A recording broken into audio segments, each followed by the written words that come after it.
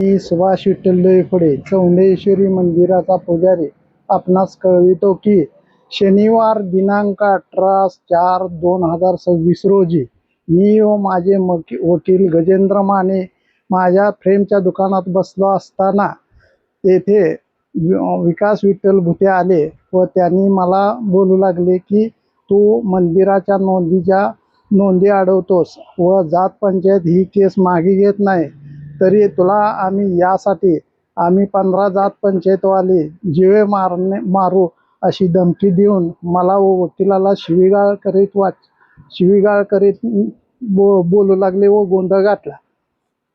त्यानंतर दिनांक 15/7/2021 रोजी चौंडेश्वरी मंदिरामध्ये जात पंचायत मीटिंग घेण्यात आली. त्या मीटिंगला समाजाचे 30 ते 40 लोक होते. त्यामध्ये 15 लोकांनी जात पंचायत पंच म्हणून काम केले. ते लोक पुढील प्रमाणे: 1. चंद्रकांत मधुकर दौंडे, 2. रमेश शांताराम टकले, 3. प्रकाश उत्तम दौंडे, 4. विकास विठ्ठल भुते, 5. राजेंद्र प्रल्हाद दौंडे, 6. राजेंद्र आबा लाटणे, 7. रशीद नारायण सपाटे, 8.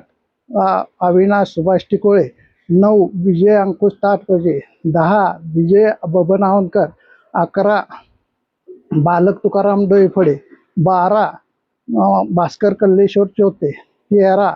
सचिन चंद्रकांत हजारे, 14. बाळू महादेव कवडे व 15.